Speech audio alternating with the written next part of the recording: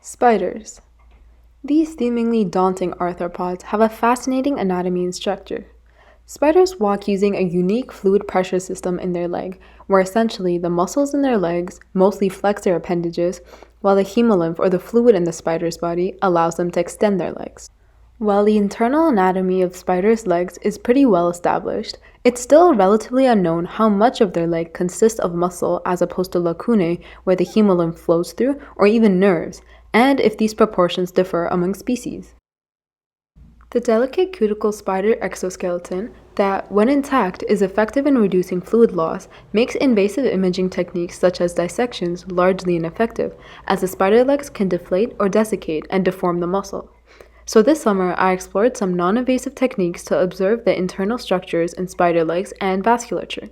Then, using 3D modeling programs, 3D reconstructions of these recorded images will allow for a closer analysis and understanding of spider anatomy and biomechanics.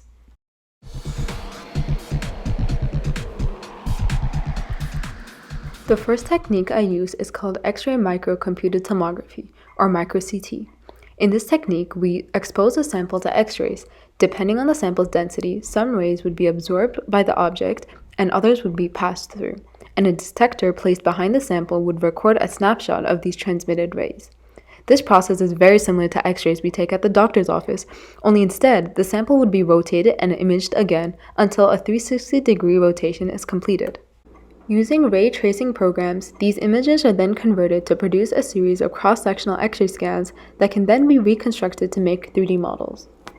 After getting a few fishing spiders to drop their legs, I made a bunch of prototypes of the leg in solution once I realized that the heat from the X-ray would cause them to desiccate.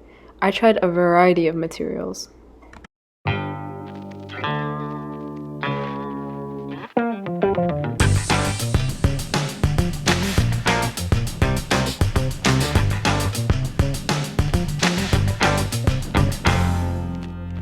Until finally, a prospective prototype.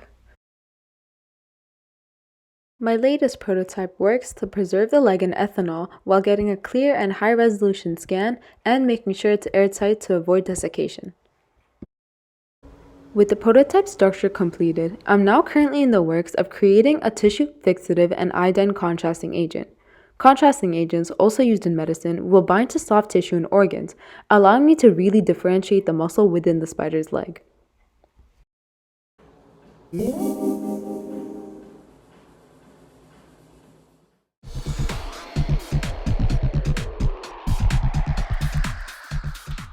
Another non-invasive technique available in our lab is the optical coherence tomography, or OCT scanner. An OCT scanner can be found at the ophthalmologist when they want to image the distinct layers of the retina at the back of the eye. And because OCT utilizes near-infrared light that can penetrate through hundreds of microns of tissue and then record the light reflected from the depths of the tissue, it's utilized to diagnose conditions like cataracts where the light reflection could be hindered. However, the OCT machine can be used in multifarious ways. Here, OCT is being used to image a garden spider's leg joint to observe the movement of hemolymph. The sagittal, coronal, and transverse planes of the scans are displayed on the 3D slicer program, and you can clearly see the cuticles, muscle fiber, lacunae, and even the membrane that folds at the end of the joint. To get a better look at these structures, I used 3D Slicer's segmentation software to manually segment out just the muscle and create a 3D model for it.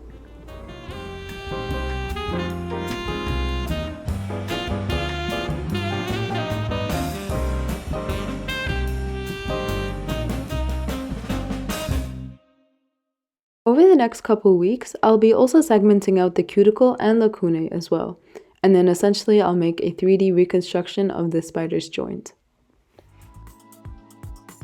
There's still much left to learn about spiders and their anatomy, and though it can be very complex work, I hope that my findings using non-invasive 3D imaging will be a small step forward and help us not only achieve a deeper understanding, but also quench a bit of our curiosity.